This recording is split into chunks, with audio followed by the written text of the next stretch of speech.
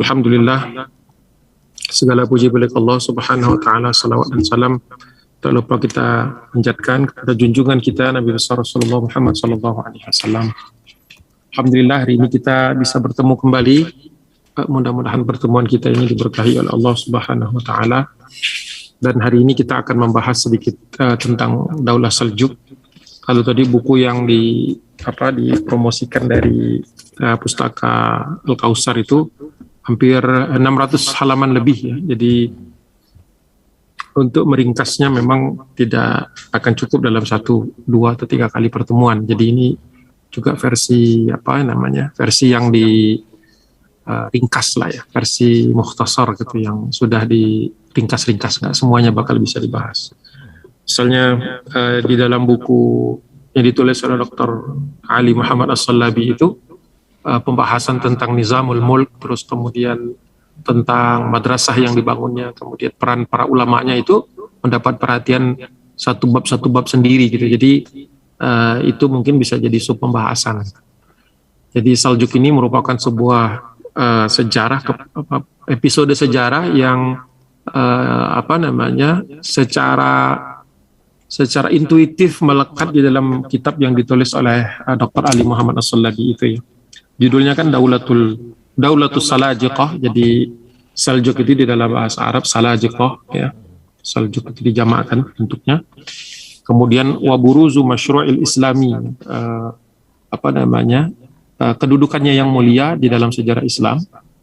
Nah, cuman kemudian ada baris ketiganya dari kitab tersebut yang diterjemahkan oleh pustaka Al-Kautsar itu, yang merangkum sebenarnya 2 kontribusi Saljuk pada dunia Islam. Jadi yang pertama li muqawamati taflilil batini, jadi bagaimana menghadapi ya, atau kebangkitan umat Islam menghadapi kerusakan yang ditimbulkan oleh kaum batini. Batini itu kalau pada masa itu merujuk kepada 3 sekte Syiah. Yang pertama Ismaili, yang kedua Druz, yang ketiga Alawi ya, Alawid. Itu yang pertama. Dan yang kedua waguzuwi salibiyah atau salibi, dan perang salib. Jadi memang Daulah Saljuk ini seandainya cuma ada 1 menit itu menjelaskannya, maka dia mengatasi masalah Syiah dan mengatasi masalah perang salib, Crusaders. Itu sederhana itu. Kalau misalnya 1 kalimat, apa kontribusi sekaligus peran utamanya itu. Jadi umat Islam terselamatkan dari Syiah yang waktu itu menguasai kekhilafahan Abbasiyah. Jadi Abbasiyah waktu itu di Baghdad itu diduduki oleh Daulah Buwaihiyah ya, atau Buwaihi, sedangkan wilayah itu yang di Irak yang di barat, kemudian yang di timur, kemudian yang di barat itu dari Syam sampai ke Mesir sampai ke Tunisia itu dikuasai oleh Fatimiyah ya, atau Fatimiyun. Dua-duanya Syiah. Jadi waktu itu ada masa dari abad ke-10 dan ke-11 sampai akhir abad ke-10 sampai dengan awal atau pertengahan abad ke-11 itu timur dan barat, Baghdad, Kairo, Damaskus itu bisa secara umum bisa kita katakan berada di dalam kekuasaan kerajaan-kerajaan Syiah gitu. Dan datangnya Saljuk ini adalah membebaskan itu dan memberikan harapan lagi bahwa Ahlussunnah wal Jamaah itu kembali berjaya. Makanya saya senang dengan judul yang diberikan oleh Dr. Ali Muhammad As-Salabi itu sudah merangkum. Seandainya kita tidak punya waktu ngelihat judulnya dan paham judulnya, sudah bisa memahami di mana letaknya Daulah Saljuk ya, Daulatus Salajiqah. Itu dalam sejarah Islam itu posisinya di mana. Itu kira-kira pengantarnya sebelum saya masuk ke slide yang kedua, supaya kita tahu keutamaannya. Karena mohon maaf kalau dari film-film itu kan digambarkan perang gitu ya, perang dan kemudian pertempuran gitu ya. Bukan berarti mereka hanya mengerti perang, walaupun itu adalah skill utama mereka, karena semua yang berasal dari Asia Tengah itu memang adalah suku-suku yang untuk survive mereka harus menguasai ilmu perang gitu ya. Jadi tidak aneh gitu ya. Jadi jangan ditempatkan dalam posisi kita melihat seolah-olah mereka hanya bisa perang. gitu. Jadi jangan hanya diletakkan seperti itu, dan itu memang yang diinginkan oleh orang-orang orientalis, selalu menggambarkan bahwa Islam itu berdiri di atas peperangan-peperangan. Ya, jadi itu sebenarnya hanya beberapa episode saja, tidak seluruhnya. Tapi memang betul waktu itu tantangan yang dihadapi oleh kaum muslimin, khususnya Ahlussunnah wal Jamaah waktu itu memang berat, ya, sehingga memang diperlukan orang, dan Allah hadirkan mereka tepat waktu, ya, tepat waktu mereka hadir. Ya, kita masuk slide pertama. Ini saya bagi menjadi 8 kalau tidak salah ya, 8 slides. Masing-masing kurang lebih 50-an tahun lah ya, atau kurang gitu ya. Kan mereka itu antara 431 sampai 590. Jadi kira-kira kalau 8 slide itu sekitar 20-an tahun per slide itu kira-kira gambarannya. Ya. Nah tadi di film tadi sudah diberikan intro yang yang benar ya, bahwa mereka berasal dari suku, klannya itu Kinet ya, sukunya suku Oghuz. Ya, kalau di dalam sejarah Turki Utsmani disebut Gus, ya Gus saja, tidak ada O-nya, Oghuz atau Gus.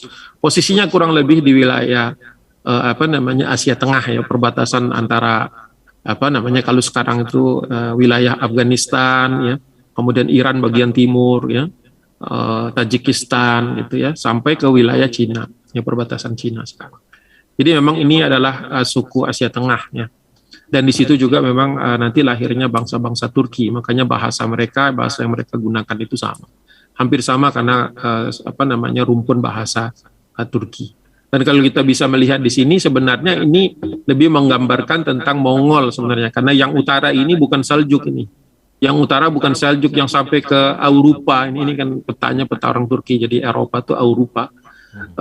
Ini penggambaran yang menggambarkan seluruh bangsa Turki termasuk Mongol di dalamnya. Yang Seljuk ini yang bawah ini kurang lebih ini yang bawah ini, jadi sampai ke Anadolu, sampai ke Anatolia. Kalau yang ke selatan, ke timur dan agak sedikit ke utara ini bukan. Tapi ini menggambarkan bahwa mereka itu satu rumpun.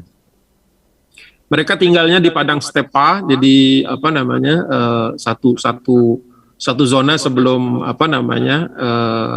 kutub ya, atau mendekati utara ya, wilayah utara, sehingga mereka memang dihadapkan pada hamparan padang rumput yang luas. Dan untuk mengarungi padang rumput itu memang dibutuhkan skill yang kuat atau skill yang baik, berkuda ya. Skill berkuda itu merupakan ukuran kelelakian atau bahkan perempuannya juga. Jadi mereka, kalau misalnya kita gambarkan secara karikatur bahwa orang Turki itu atau suku Turki itu lahirnya di atas kuda. Jadi begitu lahir langsung bisa naik kuda gitu. Kira-kira legenda mereka itu seperti itu. Jadi kalau mereka bisa mengembara kemana-mana ya, selama ada kuda yang mereka bisa tunggangi, maka tidak ada bumi yang tidak bisa mereka datangi. Jadi memang kebudayaannya itu adalah kebudayaan penunggang kuda. Jadi menunggang kuda itu bukan pilihan. Menunggang kuda itu adalah sebuah kebutuhan buat mereka. Mereka masuk Islam itu sekitar abad ke-4 Hijriah atau 900-an ya, jadi sekitar abad ke-10 Masehi. Dan mereka memang termasuk suku yang waktu itu memilih masuk Islam. Jadi bukan dai-nya yang datang ke wilayah mereka yang mendatangi wilayah kaum muslimin. Walaupun sudah ada sebenarnya di era mungkin akhir Abbasiyah, memang sudah ada duat yang masuk ke wilayah mereka, tapi tidak begitu berhasil ya. Nah, ketika mereka bergerak ke wilayah kaum muslimin, inilah kekuasaan Allah ya, bahwa ada suku yang didatangi, ada suku yang mendatangi. Nah, Turki ini termasuk yang cukup unik karena mereka itu ketika masuk Islam dalam jumlah yang besar, maksudnya ketika suku-suku masuk Islam itu adalah ketika mereka kemudian melintasi sungai yang dikenal sebagai Transoksiana. Jadi mereka seperti melihat bahwa inilah masa depan mereka. Jadi Allah bukakan hati mereka sebagai bangsa yang nantinya memeluk agama Islam. Nah, wilayah yang pertama kali mereka lintasi itu memang wilayah yang dikenal waktu itu secara kedaulatan itu disebut dengan Khwarizmi ya, atau Daulah Khwarizmiyah ya. Wilayahnya wilayah Transoksiana. Jadi wilayahnya itu meliputi, kalau sekarang ya negaranya itu meliputi Iran ya, sebagian Afghanistan ya, Turkmenistan ya, daerah Asia Tengah lah pada umumnya. Makanya tidak aneh kalau kemudian literatur mereka itu lebih dahulu berinteraksi dengan literatur Persia. Baru kemudian nanti mereka menyerap juga literatur Arab tentu saja karena masuk Islam. Dan kemudian kita akan melihat sisanya, bukan sisanya, apa yang legasi mereka itu kemudian bisa kita lihat di Turki Utsmani. Jadi Turki Utsmani itu turunan dari rombongan besar ini. Ya. Jadi apa namanya runutannya itu ada Turki Saljuk ya atau the Great Seljuk Turks, itu kemudian Saljuk Rum ya, Saljuk Rumi ya, kemudian baru dari situ nanti era Turki Utsmani. Jadi sebenarnya mungkin Afwan apa namanya kalau yang sampai ke Eropa Timur yang kita kenal sebagai Balkan itu bukan Seljuknya secara langsung, tetapi generasi setelah itu ya. Jadi ada generasi Seljuk, kemudian Seljuk Rumi. Seljuk Rumi ini Seljuk yang di Anadolu, yang di wilayah Turki sekarang ya. Dulu kita mengenalnya mungkin di SMP gitu atau SD itu sebagai Asia Kecil, Asia Minor ya, Asia Minor. Nah itu. Nanti baru yang menyeberang, yang membawa Islam itu ke seberang ke Eropa Timur itu dari generasi Turki Utsmani. Jadi bukan dari Seljuknya sendiri. Tapi mereka membawa kekhasan itu. Dan Turki Utsmani juga berhutang budi dengan sejarah dan peradaban yang dibangun oleh Seljuk. Gitu. Jadi kalau mau dilihat sebagai ekstensi dari perjalanan panjang mereka. Kembali lagi saya katakan peta ini lebih menggambarkan Mongol daripada Turki secara spesifik. Tapi jalur yang diikuti itu hampir sama jalur yang di bawah ini. Kalau jalur utara ini tidak dilalui oleh Seljuk Turks. Ya. Dan memang mereka ketika masuk ke wilayah kaum muslimin, mereka adalah bangsa pengendara, bangsa penjelajah, bangsa yang memang memiliki keterampilan perang. Itu memang skill utama mereka itu. Bukan berarti mereka tidak kenal yang lain. Sehingga ketika masuk ke dalam wilayah kaum muslimin ini, mereka itu demand-nya tinggi gitu karena mendatangi wilayah Islam, kalau kita sebut wilayah Islam ini Timur Tengah sekarang gitu ya, Timur Tengah sekarang wilayah Islamic heartland-nya gitu ya, jantung peradaban kaum muslim itu memang sedang fragmented gitu, sedang pecah gitu. Ya. Dan memang sebagian besar wilayah dan kekuasaan tertinggi itu memang dikuasai Syiah. Jadi wajar kalau kemudian ketika mereka datang itu banyak yang membutuhkan orang-orang seperti ini. Banyak yang membutuhkan orang-orang yang memiliki kemampuan tempur. Gitu. Jadi memang datangnya itu pas dengan permasalahan yang dihadapi umat Islam. Nah itu kira-kira yang ingin saya sampaikan di dalam slide pertama ini. Nah slide kedua ini terkait dengan bahwa mereka itu dari awal sudah dapat training dulu, bertemu dengan daulah-daulah yang sudah bobrok ya, daulah-daulah yang menunjukkan decline gitu, sedang turun atau sedang terjadi perpecahan atau sedang dikuasai secara tidak langsung oleh boneka-boneka yang dikuasai juga yang dipengaruhi oleh Syiah. Jadi mereka kemudian berhadapan dengan akhir dari dinasti-dinasti seperti Samaniyah, Khurakaniyah sama Ghaznawiyah gitu ya. Nah, mereka masuk ke wilayah Khurasan dan akhirnya mengkonsolidasi beberapa wilayah yang tadinya berada di tangan Ghaznawi. Ya, kota pertama yang jatuh ke tangan mereka adalah kota Nisapur, dan inilah yang pertama kali memunculkan nama Tughril Bey. Ya, ini wilayah Ghaznawinya itu seluas ini ya. Ghaznawi itu bukan hanya Iran, jadi Iran dan sebagian besar Afghanistan, bahkan Pakistan sekarang juga ini wilayah yang sangat luas. Ini wilayah yang biru ini adalah wilayah Ghaznawi. Dan ini adalah wilayah yang pertama kali runtuh ya ketika datangnya Seljuk Turks, karena mereka memang sudah decline. Ini peta yang menggambarkan wilayah terluas mereka, tetapi ketika Seljuk datang itu sudah sangat kecil, wilayahnya hanya di sekitar Nisapur saja, ini daerah perbatasan antara Iran dengan Afgan ini dekat kota Herat. Nah, kalau kita lanjutkan lagi, kemudian mereka juga memiliki tradisi seperti Mongol, selalu meninggalkan salah satu saudaranya, biasanya yang paling tua atau kadang-kadang yang paling muda juga. Jadi ditinggalkan di kampungnya supaya tidak terjadi kekacauan di home base-nya gitu ya, ditinggalkan di sana Shaghri Bey yang ditinggalkan sana, kemudian keluarganya yang lain kemudian mengembara sampai ke timur. Nanti kalau mereka sudah menemukan tempat yang bagus, barulah keluarga ini dipanggil atau diberikan pilihan untuk ikut serta di dalam perjalanan besar itu. Ini penggambaran Tughril Bey Dan waktu itu Tughril Bey ketika masuk dan dia melihat bahwa kaum muslimin sedang berada di bawah kekuasaan Syiah, maka kemudian dia menyatakan diri sebagai pembela Ahlus Sunnah wal Jamaah dalam dalam kemunduran ketika berada di bawah kendali elit-elit Syiah itu. Makanya di dalam buku sejarah termasuk juga Dr. Ali Muhammad As-Salabi disebut sebagai pahlawan kaum muslimin karena dia datang dalam keadaan ketika kaum muslimin sedang mengalami kesulitan-kesulitan yang tentu saja yang bersifat politik ya. Itu yang kedua. Jadi mereka datang dalam keadaan memang sangat dibutuhkan. Nah, perlu kita ketahui juga bahwa tadi saya sudah sebut sedikit bahwa Baghdad waktu itu memang dikuasai oleh Daulah Syiah ya, atau kerajaan Syiah yang kita kenal sebagai Buwaihiyah ya, Buwaihiyah. Nah, ketika dia berhasil membebaskan ini tahun 447 Hijriah atau 1055 berhasil menguasai Baghdad, itu kalau di buku-buku Syiah dianggap sebagai invasi Seljuk gitu ya. Tapi dalam sudut pandang Ahlus Sunnah wal Jamaah ini adalah kemerdekaan pertama mereka dari cengkraman Buwaihiyah ya.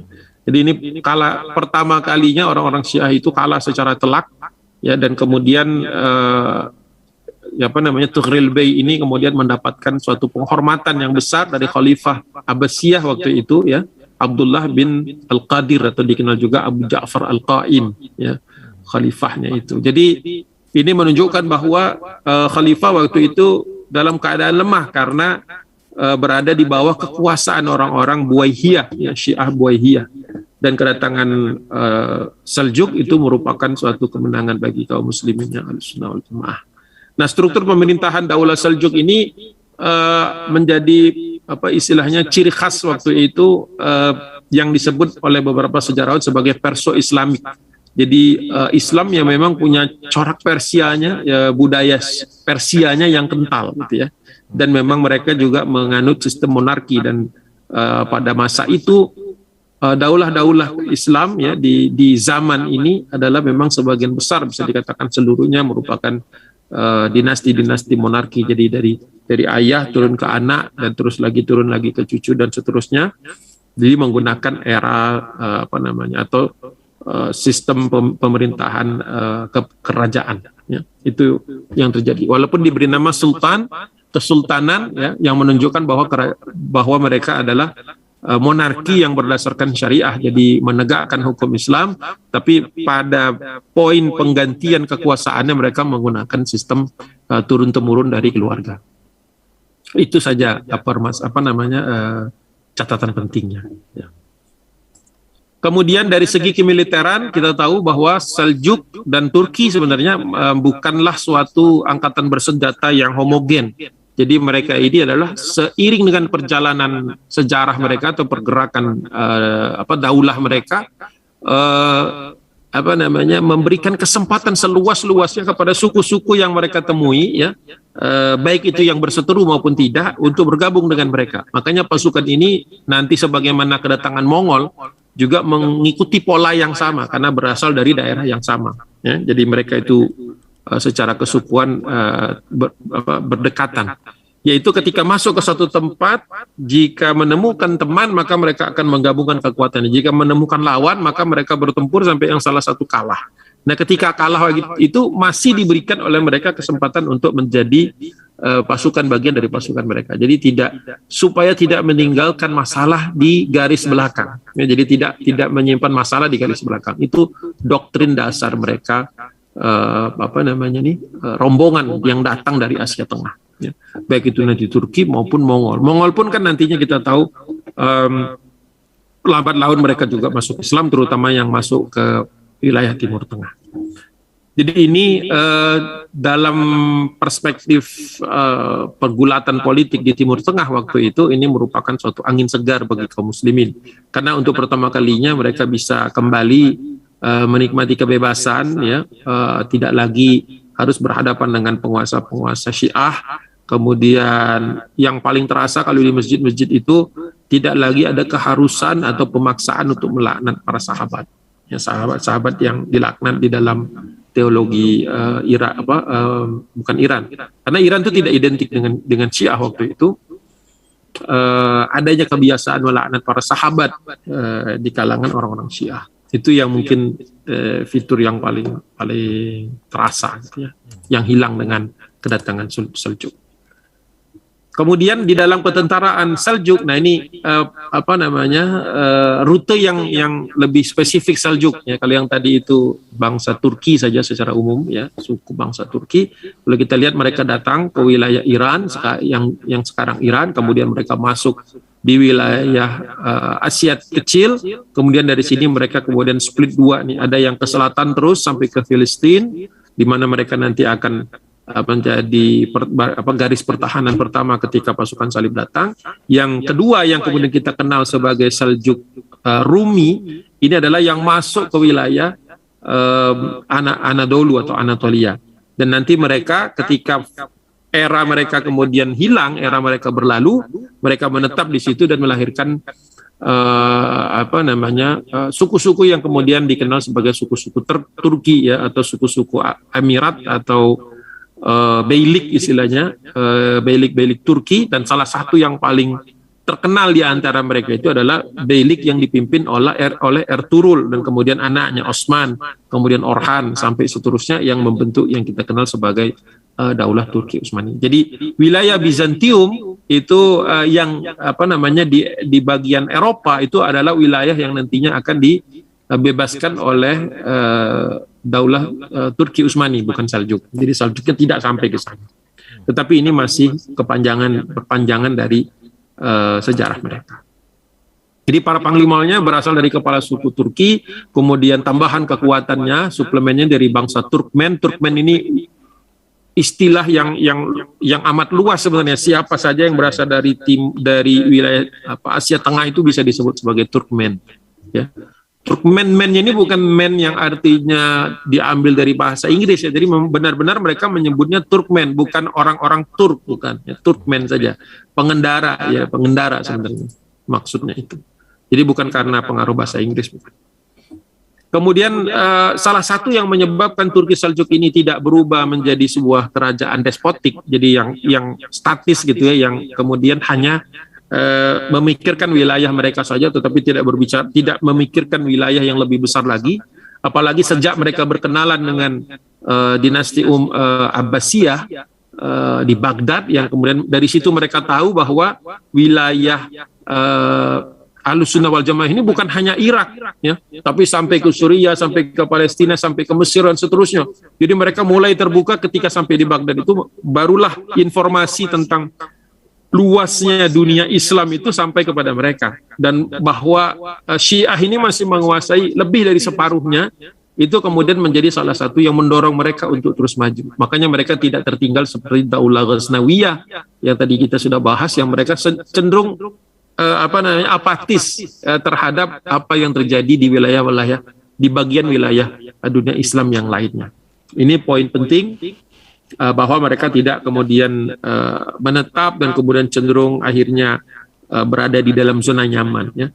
Jadi kalau kita lihat dari perspektif sumbangsih mereka, kontribusi mereka terhadap membebaskan wilayah-wilayah kaum muslimin yang tadinya dikuasai oleh Syiah, itu mereka ini jasanya besar. Makanya nanti kita lihat ciri khas para pemimpin mereka ini rata-rata adalah orang-orang yang tidurnya di tenda, itu tidak membangun kota kecuali untuk keperluan logistik. Jadi tidak membangun istana-istana seperti Abbasiyah. Gitu. Jadi orang-orangnya, bahkan juga ulama-ulamanya nanti terkenal sebagai orang-orang yang zuhud. Ya. Jadi tema besar Seljuk ini adalah orang-orang yang zuhud. Makanya kemudian timbul teori bahwa mereka bisa menguasai wilayah yang sangat luas itu karena mereka kembali kepada asolahnya para duat di zaman Khulafaur Rasyidin dan awal Daulah Umayyah. Saya cenderung tidak menggunakan imperium ya. Ini jadi kepikiran juga karena saya lihat judulnya pakai imperium, karena imperium itu basisnya imperialisme. Imperialisme itu ya penjajahan dan penghisapan wilayah-wilayah yang mereka kuasai. Beda dengan daulah atau futuhat. Ya.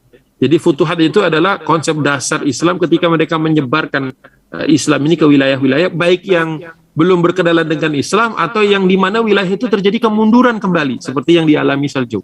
Jadi Seljuk ini seperti mengalami seperti mereka mengalami peristiwa masa lalu, kayak deja vu ya. Jadi kok sepertinya seperti kebalik. Yang sebelumnya di era sebelumnya Du'ad itu dari barat ke timur dan dari barat ke Eropa ke lebih barat lagi. Nah kali ini kebalik, seolah-olah wilayah kaum muslimin itu sedang masuk masa kegelapan. Ya. Orang bertikai di antara mereka, tidak ada persatuan, bahkan mereka saling menjilat kepada dinasti Syiah, dan nantinya mereka juga akan menghadapi masalah ketika mereka pecah dan menghadapi pasukan salib. Ya. Jadi ini esensi dasar ya. Jadi mudah-mudahan nanti ke depan mungkin masukan buat teman-teman di Sodakoh, mungkin menghindari istilah imperium yang asalnya itu imperialism ya. Jadi karena nanti akan memberikan gambaran yang keliru buat orang yang mungkin memahaminya dari luar Islam. Oh, Islam ternyata mengenal imperialisme juga. Nah, itu jadi masalah kita. Karena nanti menjelaskan futuhat, pembebasan itu akhirnya bahasa yang dipakai jadinya penaklukan. Ketika penaklukan berarti kita membuat suatu konotasi penjajahan dan penghisapan wilayah, dan itu tidak seperti itu sejarah Islam pada umumnya ya. Jadi mungkin buat kedepannya kita gunakan saja daulah. Daulah itu sudah mencerminkan adanya administrasi, pengelolaan negara, dakwah di dalamnya, pengembangan ilmu pengetahuan, yang itu tidak kita temukan dalam imperialisme. Tidak ada negara yang dikuasai oleh imperialisme Eropa itu menjadi maju. Tapi wilayah kaum muslimin, wilayah yang didatangi kaum muslimin selama Islam itu menjadi pegangan mereka, itu maju. Secara intelektual, secara bahasa, literatur, taraf kehidupan. Jadi nggak ada yang jadi merosot, tidak ada yang kemudian jadi miskin. Seperti halnya Romawi kan, wilayah sekitarnya miskin, Romanya mentereng gitu ya. Seperti Konstantinopel, dan nanti seperti negara-negara Eropa ketika menjajah sampai ke Indonesia. Jadi tolong jangan disamakan Seljuk dengan Belanda yang datang ke Indonesia, karena kalau kita menggunakan kata penghubungnya imperialism atau imperium, maka khawatir keliru, gitu ya, khawatir keliru ya. Mungkin secara istilah mungkin nggak masalah, tapi mohon maaf kalau boleh saya berikan masukan di situ. Nah, kemudian muncul tokoh berikutnya yang tidak bisa juga kita anggap lalu, yaitu Sultan Alp Arslan. Ya, Alp Arslan ini kemudian punya anak namanya Malik Shah yang nanti juga akan menjadi sultan setelah beliau. Kemudian di zaman Sultan Alp Arslan ini ada seorang wazir, ada seorang menteri besar ya. Wazir atau mungkin kita menyederhanakannya jadi perdana menteri gitu ya, tapi mungkin kurang tepat sebenarnya juga gitu ya. Nah, ini namanya Abu Ali Al-Hasan Al-Tusi dari kota Tus ya. Nah, ini namanya yang lebih dikenalnya itu sebagai Nizamul Mulk ya, Nizamul Mulk ya, wafat beliau di Isfahan. Ya, jadi juga kadang-kadang saya ketemukan penggunaan istilah ini wilayah Iran. Iran itu sesuatu yang modern ya. Iran itu abad ke-20. Di zaman dulu nggak dikenal Iran. Apa Iran orang nggak tahu. Kalau Fars, Persia orang masih tahu. Dan Fars, Persia tidak identik dengan Syiah. Jadi kita baru mengenal nanti betul Syiahisasi wilayah yang sekarang disebut Iran itu nanti ketika kita membahas era nanti ya menjelang abad ke-18 dan ke-19. Jadi juga penggunaan istilah juga agak sedikit harus hati-hati kita mungkin, insyaallah. Nah, kemudian pada masa kedua sultan tersebut, Alp Arslan maupun Malik Shah anaknya, ini adalah masa yang sering disebut sebagai masa keemasan atau masa puncak dari Kesultanan Seljuk ya. Walaupun kita tahu semuanya pasti ada naiknya, pasti ada turunnya gitu ya. Pasti ada masa jayanya, pasti ada masa kemerosotannya ya. Seperti di dalam Al-Qur'an itu kan Allah mengingatkan kita wa tilkal ayyamu nudawiluha bainan nas, bahwa yang namanya hari-hari kejayaan dan keruntuhan itu dipergilirkan oleh Allah Subhanahu wa taala. Jadi makanya kalau kita sekarang merasa dunia Islam ini lagi terpuruk, berarti sedang mau masuk periode berikutnya, yaitu kebangkitan. Hanya orang pesimis saja atau yang tidak memiliki kecerahan pemikiran bahwa ini semua akan berakhir, kemunduran ini tidak akan forever gitu ya, tidak akan selama-lamanya, itulah yang insya Allah optimis untuk membaca sejarah. Kalau tidak, orang akan cenderung pesimistik membaca sejarah ini, seolah-olah sudah tidak ada lagi harapan. Dan itu saya lihat ada beberapa dai, ada beberapa mubalik yang kalau membahas sejarah itu nampaknya lesu. Jadi mudah-mudahan tidak kita. Nah, wilayah Saljuk yang apa namanya yang bisa dianggap wilayah terluas ya di zaman Alp Arslan dan Malik Shah ini, wilayahnya bisa dipetakan seperti inilah, walaupun nggak persis sama karena peta itu nggak selalu bisa menggambarkan kondisi realnya, tapi inilah yang mendekati ya. Jadi wilayahnya mulai dari hampir Kabul ya, tidak di Kabul persis, hampir Kabul ya, Afghanistan bagian utara lah ini, utara dan barat, hampir seluruh Iran. Sekarang sebagian besar Irak, kemudian Suriah sampai ke Filistin. Jadi yang memukul mundur Fatimiyah, Syiah Fatimiyah itu pertama kali adalah Seljuk.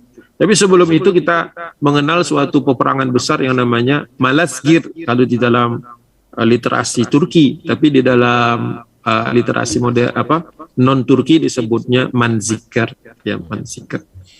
Jadi wilayah perluasannya luar biasa. Ini sebenarnya juga nggak pas banget sih. Saya juga ini tidak terlalu tepat untuk menggambar seluruh wilayah Turki itu sudah menjadi wilayahnya Seljuk. Ini masih ada wilayah seperti kota Iznik, kemudian Bursa, Izmir. Ini masih di tangan Bizantium. Tapi nggak apa-apa lah, anggap aja itu semuanya sudah. Walaupun sebenarnya belum. Ya.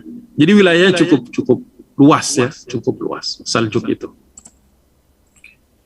Di Afghanistan kita tadi sudah bahas bahwa Daulah Ghaznawiyah juga kemudian sudah runtuh dengan sendirinya, bukan karena datangnya Seljuk. Datangnya Seljuk itu hanya gongnya saja, apa istilahnya, ujung dari permasalahan mereka. Mereka sendiri ketika sudah tidak memikirkan dunia Islam secara besar, sebenarnya Daulah Ghaznawi ini punya potensi bisa jadi Seljuk loh. Tapi mereka memilih untuk tetap berada di timur, tidak pernah mau ada urusan dengan Baghdad, tidak pernah mau ada urusan untuk menghadapi Buaihiyah.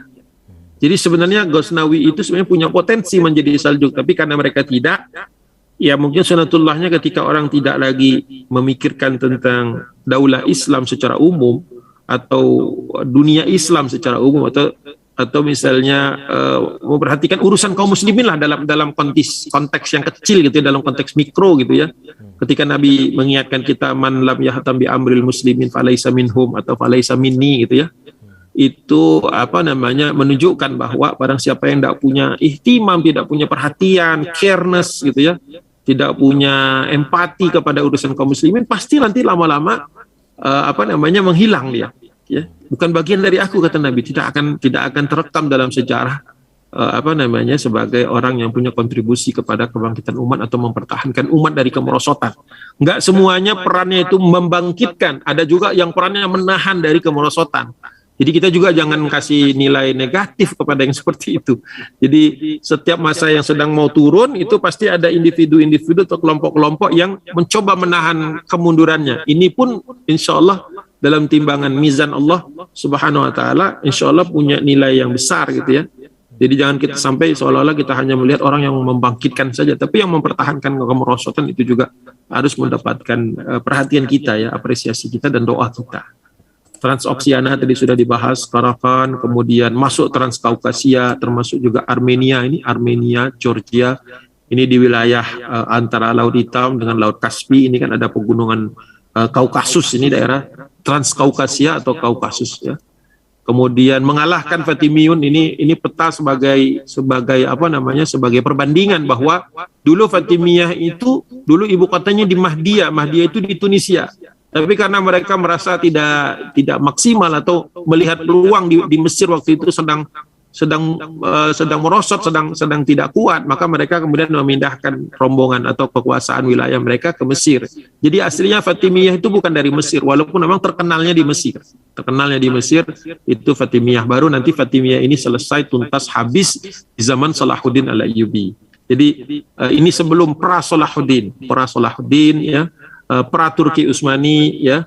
Bahkan akhir dari akhir dari Seljuk ini, Salajaqah ini adalah eranya Imaduddin Zanki, Nuruddin Zanki. Nah ini kan keduanya adalah yang mengkader atau mengangkat Salahuddin. Jadi supaya intuitif kita mengingatnya, dia dari masa mereka itu muncul ketika Syiah berkuasa di Baghdad, di Damaskus, di Palestina dan di Mesir. Nah, itu awalnya mereka datang, kemudian akhirnya adalah seluruh wilayah yang dikuasai Syiah itu hilang satu persatu kecuali Mesir. Kecuali Mesir, karena Mesir ini butuh pahlawan berikutnya, yaitu Salahuddin Al-Ayyubi. Gitu. Jadi mudah-mudahan itu intuitif kita ya bisa mengingatnya dengan mudah. Saljuk kapan ya? Nah, kalau yang nggak hafal kronologinya, ketika Syiah sedang berkuasa di timur dan di baratnya dunia Islam, bukan minus ini ya, minus Andalus ya, minus Andalus ya. Nah, kemudian berakhirnya adalah ketika Fatimiyah masih di Mesir dan kemudian pasukan salib datang. Itu eranya Saljuk. Jadi kalau kita menimbangnya, kenapa pasukan salib bisa datang? Kenapa Fatimiyah masih berkuasa? Nah, itu berarti kita tidak seimbang menilai Turki Saljuk, karena itu adalah dua peristiwa yang terjadi di ujung era Saljuk. Ya, jadi semua ketika sedang merosot ya kita nggak bisa tagih mereka. Gitu. Nah, sedikit lagi insya Allah selesai, dari situ nanti bisa diperkaya atau dielaborasi dengan pertanyaan ya. Emirat Syiah yang kecil seperti ada Uqailid, kemudian Jazirah, itu satu persatu otomatis kemudian berhasil mereka kalahkan juga, karena yang besar Buwaihiyah dan Fatimiyah bisa, jadi yang lain itu relatif lebih mudah. Nah, kemudian terjadi peristiwa yang sangat monumental, yaitu pertempuran di Malazgirt atau Manzikert, tahunnya 463 Hijriah atau berkaitan dengan 1071, dan itu bulan Agustus akhir ya, 29 Agustus ya terjadinya itu. Kalau kalender Masihiyah. Dan itu terjadinya kan sekarang Malazgirt itu di wilayah Republik Turki. Makanya Erdogan itu sejak dia berkuasa setiap tahun ya, setelah dia jadi presiden, awalnya Perdana Menteri dulu, nah itu setiap tahun selalu menyempatkan untuk melakukan suatu upacara lah, penghormatan lah ya, atau mungkin ada mengheningkan ciptanya juga di wilayah atau di kota Malazgirt ini. Ya, ini di wilayah timur Turki.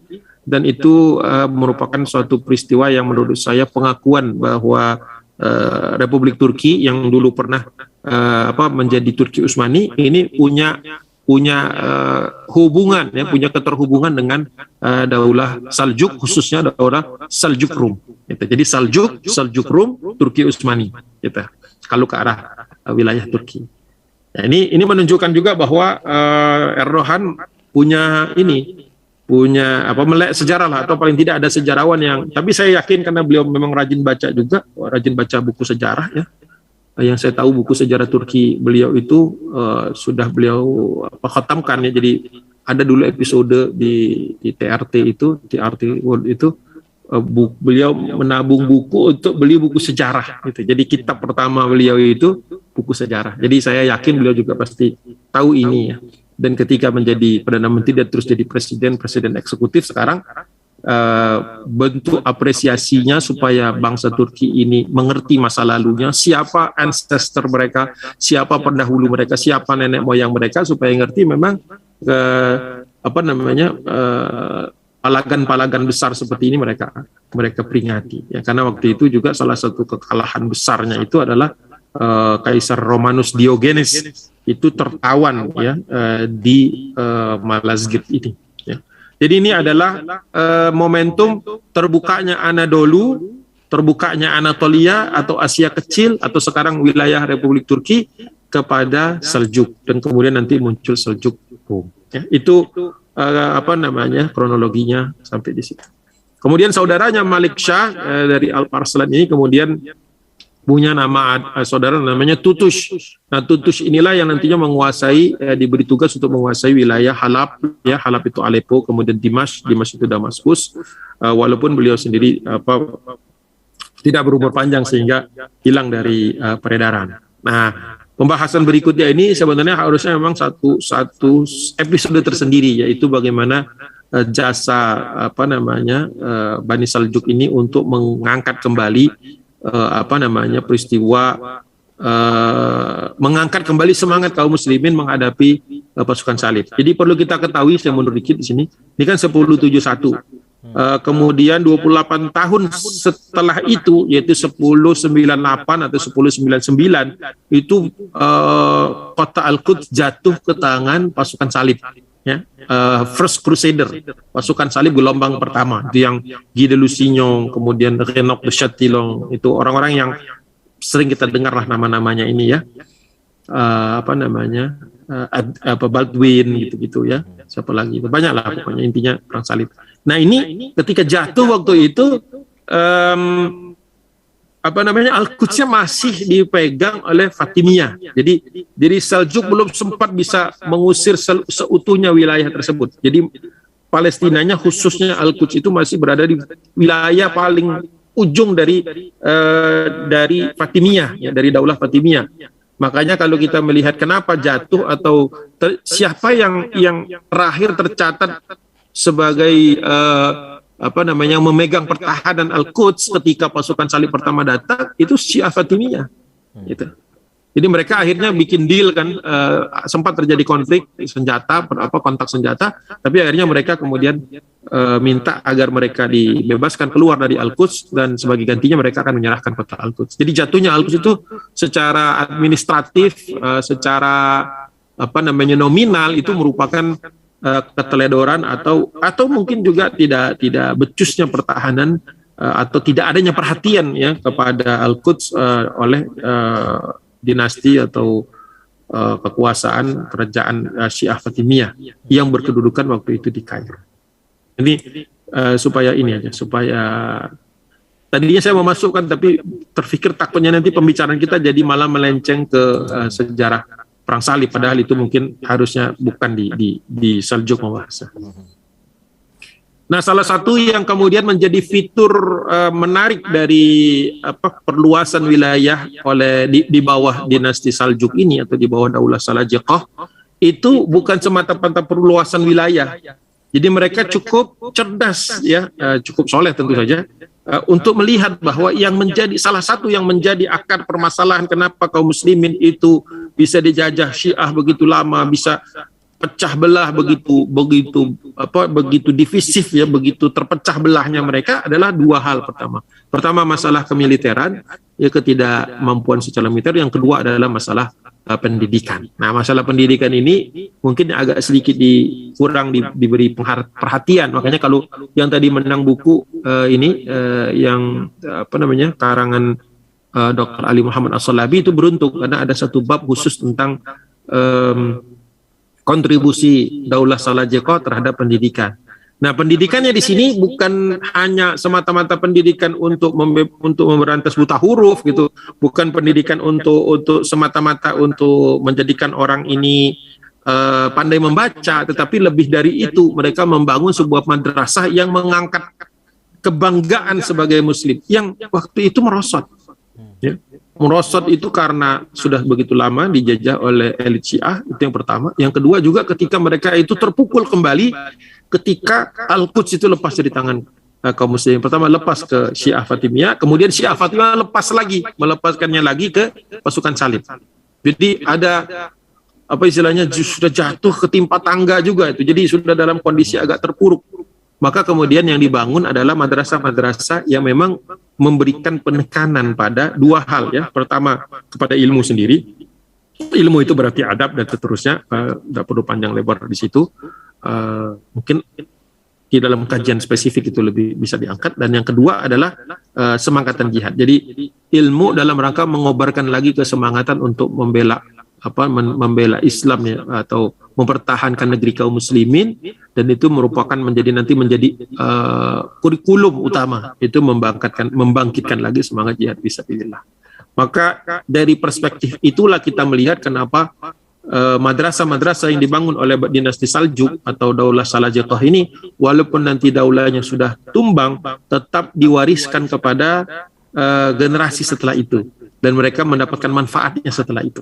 Dan mereka kemudian berhasil membebaskan Al-Quds sedikit banyak ini, banyak bukan sedikit, banyak bukan sedikit, adalah ketika Salahuddin Al-Ayyubi tampil menjadi seorang pemimpin yang soleh, dan kemudian beliau juga mendapatkan suatu generasi alumni dari madrasah-madrasah alumni dari madrasah nizamiyah. Mereka menyebutnya madrasah nizamiyah karena dari Nizamul Mulk. Tapi itu aslinya ya supaya nggak hilang siapa ini, di mana ini masanya, ini adalah madrasahnya Bani Saljuk.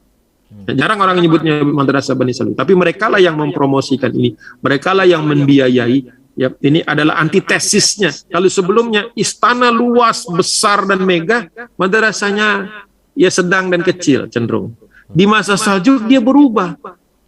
Pemimpinnya tidak butuh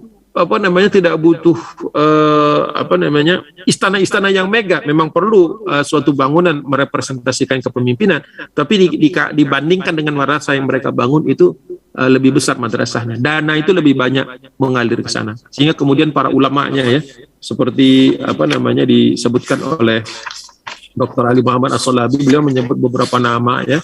Tentu saja yang mereka yang paling sering diangkat oleh beliau adalah Abu Hamid Al-Ghazali ya, Hujjatul Islam.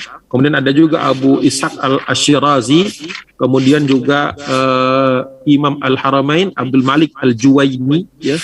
Dan juga waktu itu Saljuk mengangkat kembali,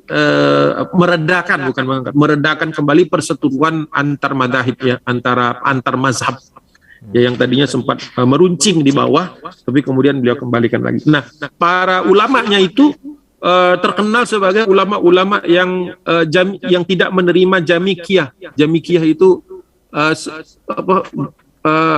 remun gaji ya, tidak mendapatkan tidak menerima, bukan tidak mendapatkan. Jadi ada anggarannya tapi tidak diambil gitu loh. Jadi ada anggarannya, kan beda nih. Kenapa kerjanya nggak dibayar? Ya karena institusi nggak bisa bayar. Itu lain dengan institusinya bisa bayar, bahkan bisa bayar gede karena para sultannya nggak hedon gitu ya, nggak silap dengan uang ya, ada dananya, tapi mereka cenderung untuk memilih untuk tidak memerlukannya. Bahkan seperti ini penuturan dari Imam Adz-Dzahabi di dalam Syiar A'lamin Nubalanya itu, Imam Asy-Syirazi, Abu Ishaq Asy-Syirazi itu saking sederhananya beliau hanya punya satu lembar pakaian saja, dan itu dari kapas yang kasar gitu ya, kemudian juga makan makanan sederhana, tapi muridnya bisa ribuan. Kalau datang itu pengajiannya ribuan ya.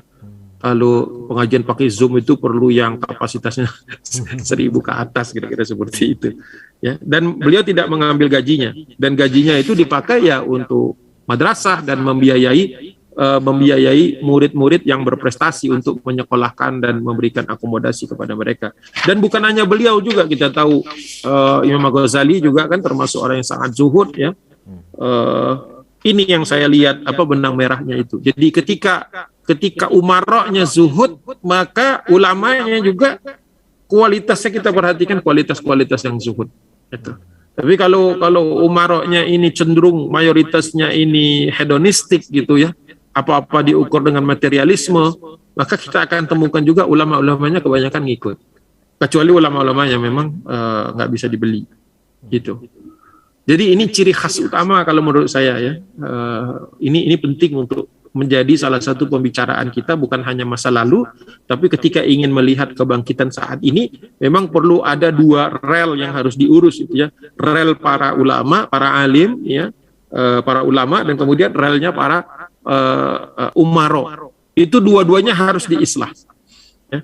Nggak bisa salah satu. Jadi dua-duanya harus berjalan beriringan. Jadi harus ada yang berdakwah, ada ulama, dan kemudian ada juga yang berdakwah untuk kalangan umaro, supaya kembali lagi kepada umaro-umaro yang zuhud, ya, orang-orang yang tinggal tidurnya di bawah di bawah tenda gitu. Sehari-harinya lebih banyak di atas kuda, kemudian memimpin perang di garis depan, ya. Artinya bersama dengan para bawahannya atau orang-orang yang dia pimpin. Itu ciri khasnya. Jadi bukan hanya madrasah itu, bukan hanya kurikulumnya, bukan hanya sistem pengajarannya, bukan hanya ulamanya yang zuhud, tapi memang ada pemimpinnya yang memang senang dengan adanya seperti itu, nggak risih gitu. Kan biasanya kalau orang kaya itu risih kalau ada orang zuhud. Bukan masalah kaya miskin. Kalau ada orang yang boros, yang materialistik, itu akan risih dengan orang yang zuhud. Biasanya begitu. Ya. Nah inilah kondisi yang waktu itu kondisi ideal yang diciptakan oleh apa namanya Daulah As-Salajiqah ini. Ya, jadi mungkin bagus juga untuk bikin film ke depan itu tampilkan juga scene atau adegan-adegan yang ada di madrasah mereka. Tampilkan scene para ulama yang zuhud, tampilkan scene para tentara pemimpin yang tidak harus episodenya itu digambarkan lagi mimpin perang, tapi ketika dia dengan peralatan perangnya, baju perangnya, tidur di dalam tenda. Bukan tidur seperti gambaran-gambaran kita di istana-istana dengan tempat tidur yang yang gede gitu ya, yang supaya orang juga mengingat bahwa mereka-mereka ini adalah orang-orang yang siap mati di jalan Allah, tidak takut kepada kematian, dan juga tercermin dalam keseharian. Itu yang miss kadang-kadang dari Saljuk, nggak digambarkan, makanya orang akhirnya kurang tertarik untuk mengkajinya. Wallahu a'lam, mudah-mudahan saya nggak keliru. Dan mereka juga menggabungkan antara fikih dan tasawuf, itu jelas di dalam buku Dr. Ali Muhammad As-Salabi itu. Ya, karena untuk menghadapi Syiah yang memang lebih cenderung pada batiniyah, jadi ekstrim lawannya esoterik. Udahlah, pokoknya begitu, saya juga nggak paham secara intinya betul-betul hanya melihat, hanya inward looking saja. Jadi hidup ini cuma zuhud tapi bablas, sehingga kemudian melakukan hal-hal yang tercela, hal-hal yang misalnya contoh makan bersama binatang gitu ya. Jadi sampai ekstrim itu, sampai kemudian bahwa orang yang mulia itu yang berlumuran berlumuran kotoran binatang, yang sampai seperti itu gitu.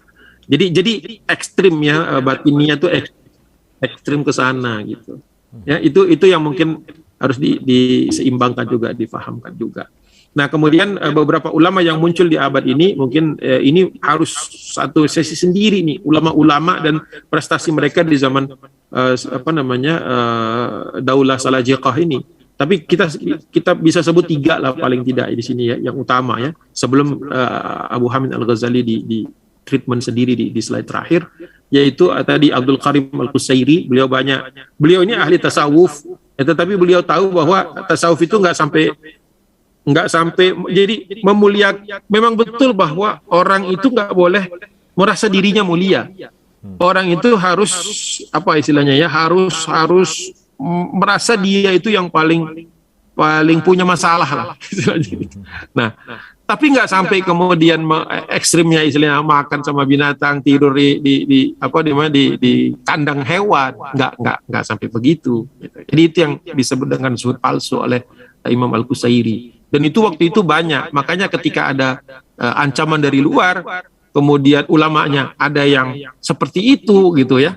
Jadi nggak ketemu nih, nggak nyambung antara kedaruratan yang dihadapi oleh daulah dengan kemudian kezuhutan ekstrim yang kemudian dipromosikan. Makanya datang ulama-ulama yang adil, yang mutawasit, ini yang tengah-tengah gitu, itu bagus dan itu penting waktu itu. Jadi orang itu dulu menghadapi kenyataan yang pahit itu larinya ke tasawuf, padahal tasawuf itu bukan tempat pelarian gitu. Itu penjelasan beliau. Oh, ini ada masalah nih, ada Syiah nih, ada pasukan salib nih, ya dihadapi gitu. Jangan escape. Bukan game ini yang kalau ada nggak bener escape gitu, keluar, restart, nggak bisa. Ini realita yang terus berjalan. Nah, itu makanya itu perlu satu sesi sendiri itu jelasin yang begituan, karena latar belakangnya, kitabnya, cara pemikirannya, gurunya, muridnya, dan efeknya. Itu kan nggak bisa kalau cuma sambil lalu.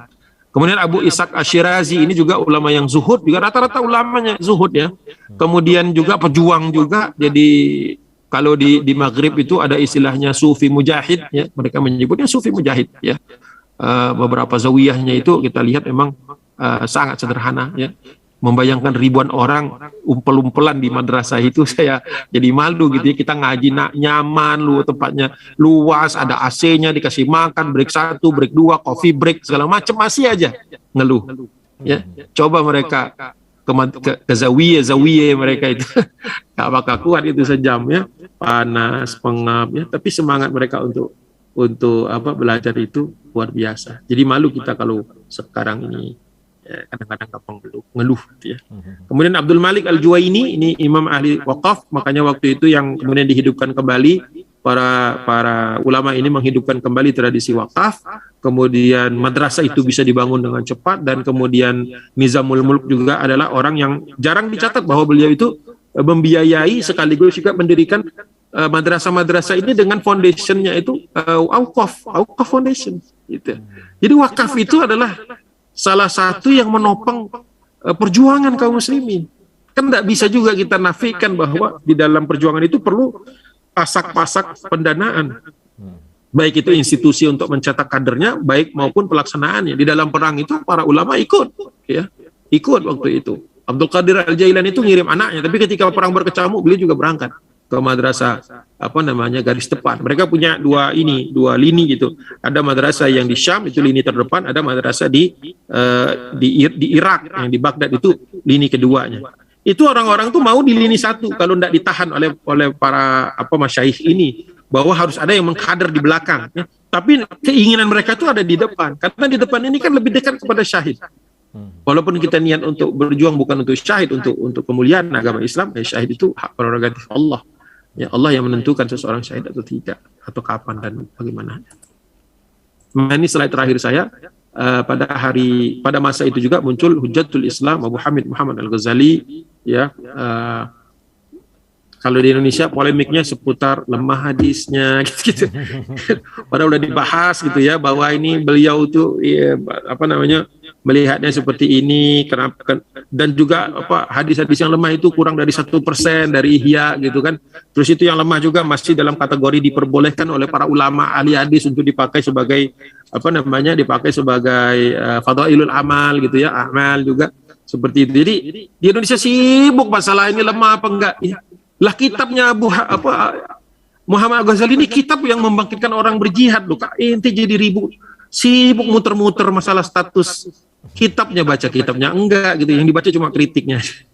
Kebayanglah, makanya kita itu hampir sama sebenarnya mungkin kerusakannya yang kita hadapi itu dengan masa ketika Saljuk datang, cuman kita nggak bisa nunggu datangnya Saljuk. Masa mereka sudah berlalu, ya. Jadi harus kita ingatkan bahwa ketika kita bicara tentang Imam Al-Ghazali, kemudian Abdul Qadir Al-Jailani, mereka itu bukan hanya ahli tasawuf, orang-orang yang inward lookingnya bagus tapi tidak ekstrim seperti Syiah, tapi di sisi lain mereka itu karya-karya mereka itu menggugah orang untuk berjuang fisabilillah. Itu puncaknya di situ. Kemudian setelah wafatnya Malik Shah, wilayah Daurah Saljuk di Irak, kemudian di Persia Barat mulai terpecah. Ini memang sudah akhirnya. Jadi mereka sudah cukup mengantarkan Islam ini selamat dari dua ancaman besar, ancaman Syiah dan kemudian ancaman perang salib. Walaupun nanti memang perang salib ini baru benar-benar dituntaskan oleh keturunan-keturunan mereka, baik itu Seljuk Rum, kemudian Atabei, dan kemudian nanti di zaman Nuruddin Zangki, Imaduddin Zangki, Nuruddin Zangki, kemudian Salahuddin Al-Ayyubi. Jadi kalau kita nanti masuk kepada pembahasan Salahuddin atau era Daulah Ayyubiyah, itu harus ada sedikit intro bahwa mereka dulu sudah mendapatkan warisan-warisan ini, warisan-warisan infrastruktur, sistem pendidikan, sistem pengkaderan dari era Saljuk. Jadi jangan sampai seolah-olah ini muncul tiba-tiba di ruang kosong, tetapi sesuatu yang memang dari generasi mereka ini. Nah, dengan seperti itu mudah-mudahan kita bisa lebih apresiatif, dan kemudian kita tidak menganggap bahwa perjuangan ini hanya bisa diselesaikan oleh satu kelompok, bahkan tidak bisa diselesaikan hanya oleh satu generasi. Bahkan beberapa generasi itu pasti bersambung, ya. Bahwa kita di Indonesia juga pastinya ada ketersambungan dengan dunia Islam yang lebih ke wilayah Timur Tengah. Ya. Itu mungkin message saya. Mudah-mudahan kita bisa mengapresiasi bahwa Daulah Salajiqah ini datang tepat waktu, menyelamatkan umat Islam dari keterpurukan. Dan dengan itu insya Allah lebih dari cukup untuk mengimbangi kalaupun ada kemerosotan di akhir masa mereka, ya. Karena tidak adil kalau hanya menyoroti kemundurannya saja. Wallahu a'lam bishawab. Mudah-mudahan saya sudah cukup adil menyampaikan tentang Saljuk ini. Mudah-mudahan Allah ampuni kalau ada kesalahan-kesalahan. Billahi taufiq wal hidayah. Assalamualaikum warahmatullahi wabarakatuh.